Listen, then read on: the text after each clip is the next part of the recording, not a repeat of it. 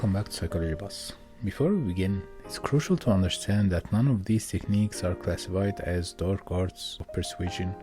This excludes everything that could be detrimental to someone's self-esteem. These are psychological techniques for making friends and influencing others without being a jerk or making others feel awful. Okay, let's get started. So, in this video we will go over 10 tricks that can help you influence other people. So, without further ado, let's start. Number 1. Get people to do you favors. Use the Benjamin Franklin to get someone to do you a favor. According to legend, Benjamin Franklin once tried to persuade a man who didn't like him. He asked the man to lend him a valuable book, and when the book arrived, he kindly thanked him. As a result, this man, who had before refused to speak to Franklin, became close friends with him. He who has once done you a courtesy will be more willing to do you another than he whom you have obliged, Franklin said. Scientists decided to put this idea to the test and discovered that people who asked for a personal favor from the researcher rated the researcher far higher than the other group. Although it may appear counterintuitive, the notion is somewhat sound. Believe it or not, when someone offers you a favor, they are inclined to argue that you must have been deserving of the favor, and thus they must like you. Number 2. Aim for the stars, which means ask for a lot more than you want first, then reduce your request afterwards. The door-in-the-face approach is another name for this technique. You begin by making an unreasonable request to someone, which they will almost certainly refuse. You return a short time later and request something far less ridiculous than the thing you wanted in the first place. This approach may appear counterintuitive, but the idea is that the person will feel awful for declining your initial request, even if it was unreasonable, so they will feel obligated to assist you out this time if you ask for something acceptable. Scientists examined this theory and discovered that it worked exceptionally well if the same individual requested larger and smaller favors because the person feels obligated to help you the second time. Number 3. Use their names. Use a person's name or title depending on the situation. The author of How to Win Friends and Influence People, Dale Carnegie, believed that saying someone's name was crucial. He claimed that a person's name is the most excellent sound they may hear in any language, because a name is such an essential component of our identity. Hearing it validates our existence, making us considerably more likely to feel good about the person who validated us. If you act like a specific type of person,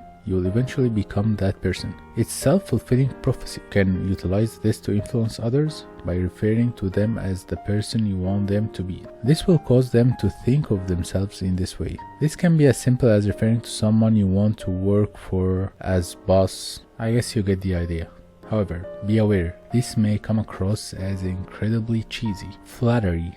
Flattery is a great way to go ahead in life. This one may appear self-evident at first, but it comes with crucial caveats. For starters, it's crucial to remember that flattery that isn't perceived as genuine will cause more harm than good. However, experts have looked into the cause underlying people's reaction to flattery and discovered some key findings. They discovered that people seek mental balance by attempting to keep their thoughts and feelings organized consistently. If you flatter someone with high self-esteem and it's perceived as genuine, they will like you even more since you validated their feelings. Complimenting someone with poor self-esteem may backfire and cause them to dislike you since it conflicts with their perception of themselves. Number 5. Imitate them. Individuals who had someone imitate their behavior were friendlier and more agreeable to people in general, including those who weren't involved in their circumstance.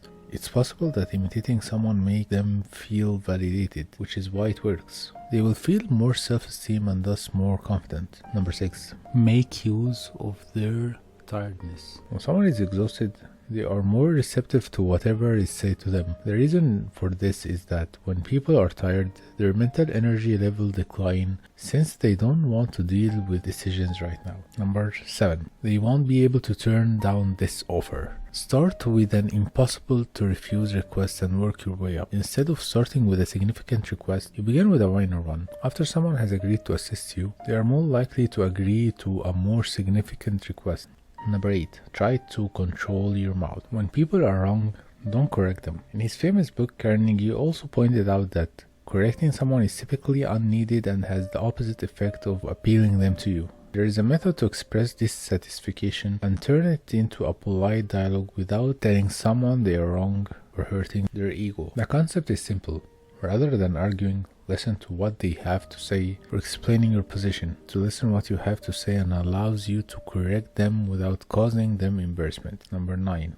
Repetition. One of the most effective methods to influence others is to demonstrate that you truly understand their feelings and care about them. Reflective listening, often known as paraphrasing and repeating what people say, is one of the most effective ways. According to studies, people were more likely to share more emotions and have significantly stronger therapeutic relationships with therapists who employed reflective listening. This easily translates to conversation with your friends. They feel more at ease chatting with you if you listen to what they say and rephrase it as a question to clarify that you understand it. Because you show that you care about them, they will have a better friendship with you and will be more willing to listen to what you say.